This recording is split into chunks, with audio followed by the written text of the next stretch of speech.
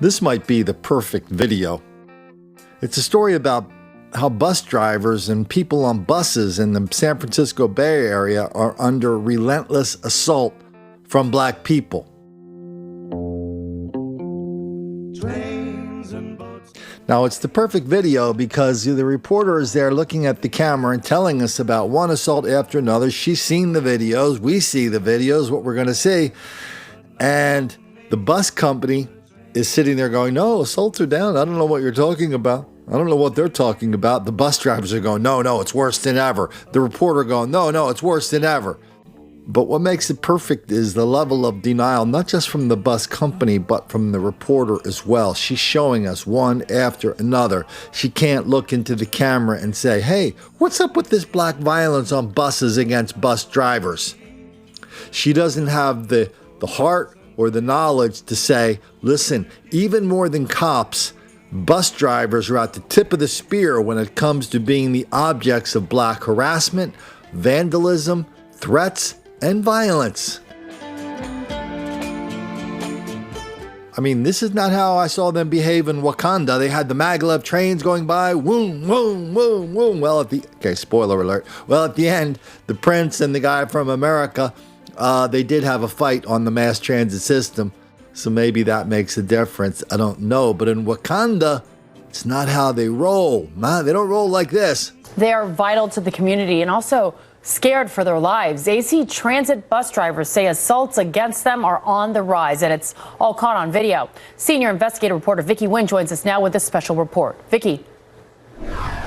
These riders were left stranded, forced to get off the bus after their driver was assaulted. It's a dangerous situation that is happening every month. We reviewed more than 200 incidents since 2014 and found these attacks happen more often than the public or even the transit district is aware.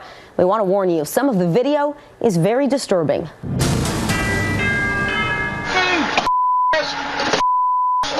On any given day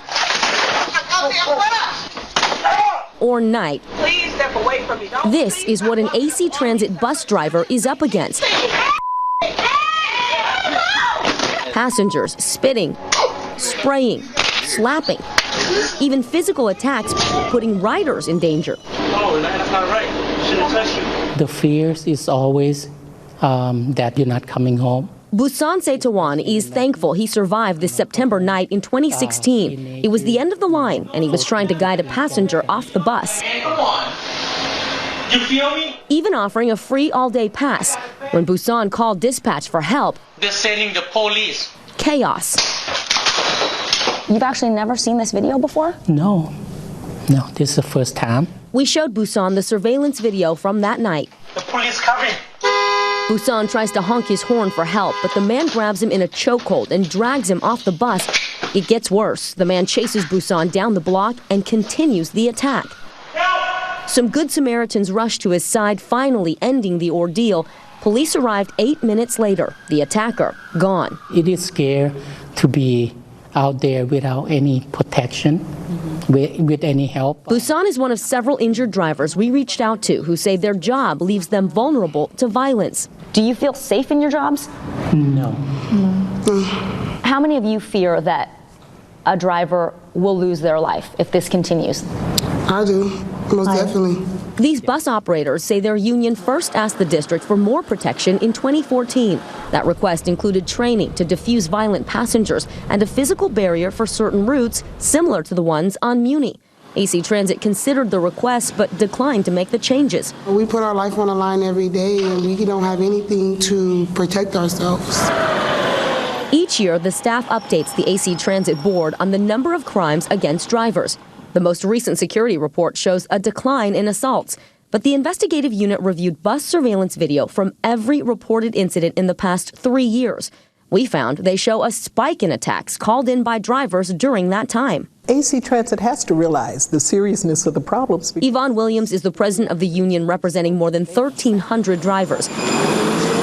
She says AC Transit is underreporting the number of assaults to the public. We want to know when any member says that they've been assaulted.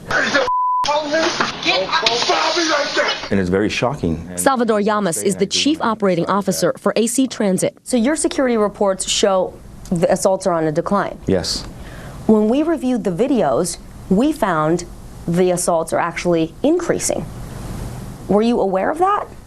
I think what you saw and the information that was provided to you was the clips that are labeled as assault. There is more report going on, which leads me to believe that our operators are more aware of some of these types of behaviors, and they're reporting that. Yamas says one reason the numbers don't match up is that AC Transit doesn't count how many assaults are reported by its bus operators. They send that information to law enforcement. They decide which incidents count as an assault. If an operator calls in and says that they feel they've been assaulted, you're saying that may not count as an assault?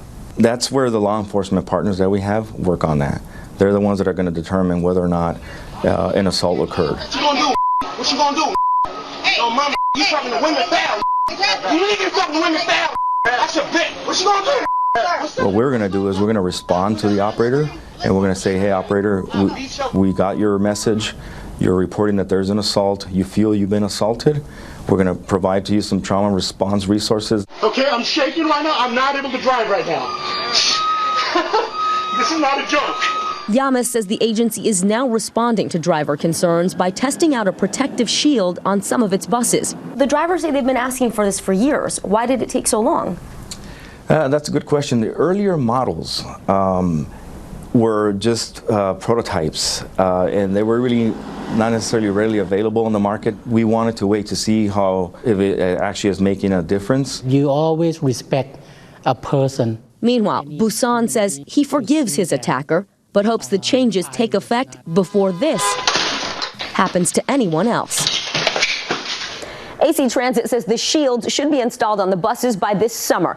To see where some of these assaults may have occurred in your neighborhood, we've uploaded an interactive map to our website. Just go to NBCBayArea.com/WeInvestigate. Oh, that's difficult to watch. Thank you, Vicki. I just finished the podcast. I think I posted it yesterday with an interview with a bus driver. I mean, we have a lot of bus drivers who watch these videos, read the books, listen to the podcasts. So go check out the podcast of the video we did with an interview with a bus driver, because he really gives detail about what it's like every day. And it's every day. If you're a bus driver and you have a route that goes through a black neighborhood, this is every day. Not only are you subject to the harassment, threats, and violence, but you're also seeing it happen to your passengers. You're seeing him being assaulted at the bus stop. You're seeing bad things happen on the bus. You're seeing people come on the bus not wanting to pay their fare. It's drama, minute to minute to minute to minute. I don't know how they do it.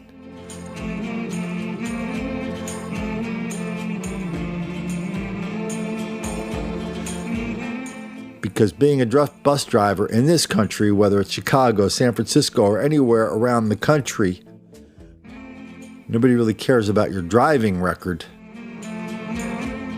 They just want to know if you know how not to make the black kids angry.